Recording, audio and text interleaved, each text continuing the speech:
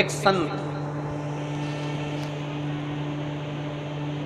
एक दरवाजे पर भिक्षा मांगने के लिए गए और संत दरवाजे पर जब भिक्षा मांगने के लिए गए तो उन्होंने अलग जगह आवाज लगाई, माता भिक्षाम दे, माता भिक्षाम दे, माता भिक्षाम दे।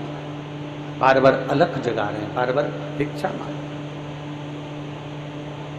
जब संत ने बार बार अलग जगाई तो अंदर से बुजुर्ग माता निकल कर आई और पात्र में थोड़ी सी खीर लेकर आई और वो खीर पात्र में लेकर आई और बाबा जी से कहा, बाबा जी लो आपका पात्र करिए, हम खीर डाल देंगे। आप अपना पात्र करिए, हम इसमें खीर डाल देंगे।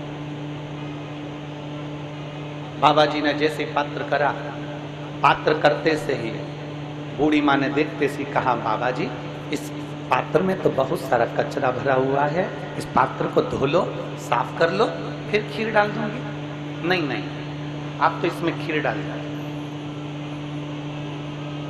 संत ने कहा, आप तो इसमें खीर डाल दो। बूढ़ी माँ बोलती है, बाबा जी इस पात्र में गंदगी भरी हुई है, अगर गंदगी भरी है तो खीर कैसे टिक सकती है? अगर गंदगी भरी हुई है तो इसमें खीर कैसे रह सकती है? अगर गंदा है ये तो इसमें खीर कैसे रहेगी? खीर तो बेकार हो जाएगी, खीर तो बेकार, सब दूर, उसको कोई खाने के लायक नहीं बचेगा, उसको कोई खाएगा, खीर तो बेकार हो जाएगी। फिर इस खीर का मतलब क्या? फिर इस खीर की महत्वता क्या? बाबा जी आप इस पात्र को साफ कर लीजिए, आप इस पात्र को धो लीजिए, मैं इस पात्र में खीर डाल। बाबा कहते हैं नहीं नहीं नहीं, आप तो इस पात्र में खीर डाल, नहीं खीर बेकार हो जाएगी, खीर गंदी हो जाएगी, खीर खाने के लायक नहीं रहेगी, खीर बेकार। बूढ़ी माँ बार बार जिद कर रही है, बाबा जी बार बार कह रहे हैं। आखिरी में बूढ़ी माँ ने बाबा जी से पूछा कि मेरे दरवाजे पर तुम रोज भिक्षा मांगने आते हो, पर आज इस पात्र में कचरा लेकर क्यों आ गए जिसमें तुम खीर ले रहे हो? तो बाबा जी ने कहा, माँ मैं तेरे दरवाजे से रोज निकलता था और निकलता था तो मैं रोज भगवान का नाम लेते हुए जाता था, तू मेरे उस नाम को गुनगुनाती रहती थी, पर मैं तेरे दरवाजे से जब वापस निकल कर जाता था तो तेरे दरवाजे से झगड़े की आवाज आती थी, लड़ाई की आवाज आती थी, अपशब्द की आवाज आती थी, आड़े टेढ़ी बातों की आवाज आती थी। इसलिए माँ मैं ये कचरे का पात्र लेकर आया हूँ। तो इससे क्या बताना चाहते हो? बाबा जी ने कहा, माँ मैं ये बताना चाहता हूँ कि पात्र में कचरा भरा है तो खीर इसमें अच्छी नहीं रह सकती। उसी तरह मन में अगर निंदा, कपट, चुगली, बेईमानी भरी है तो भगवान का नाम इसमें नहीं रह सकता, इसमें परमात्मा का नाम नहीं रह सकता, इसमें परमात्मा विराजमान नहीं रह सकता, क्योंकि इसके अंदर कचरा भरा, इसके अंदर कपट भरा, इसके अंदर बेईमानी भरी, इसके अंदर छल भरा, इसके अंदर प्रपंच भरा, तो फिर भगवान कैसे रहेगा? फिर परमात्मा कैसे रहेगा? भगवान को अगर,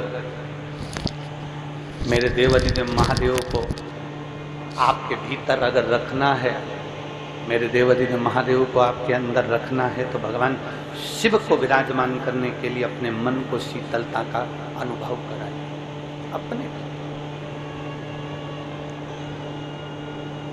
और तेरी कृपा बिना न मिले एक भी अणु, लेते हैं श्वास तेरी कृपा से तनु। हे गंगाधार मुक्ति द्वार ओंकार तू, बोले ओंकार तू, आयु शरण तेरा शंभु तार तार तू। बखान क्या करूं मैं राखों के ढेर का, चपटी भगोत में है खजाना कुबेर का। आप जितना समर्पण रखते हैं, इस चित्त को जितना क्लीन रखेंगे, इस मन को जितना साफ रखेंगे, इस हृदय को जितना क्लियर रखेंगे, इस मन को जितना निर्मल रखेंगे, मेरा शिव उतना आपके करीब आता चलेगा। थोड़ा हमको निभाना पड़ेगा। देवाधिदेव महादेव भी तो निभाता है, अपने शिव भक्तों के लिए। आज कथा का दूसरा दिन है, वैशाख का महीना चल रहा है, चिलचिलाती हुई गर्मी, और उस गर्मी में भी मेरा महादेव आपके लिए छाया कर कर रोज प्रतिदिन 2 बजे से 5 बजे तक रख देता है।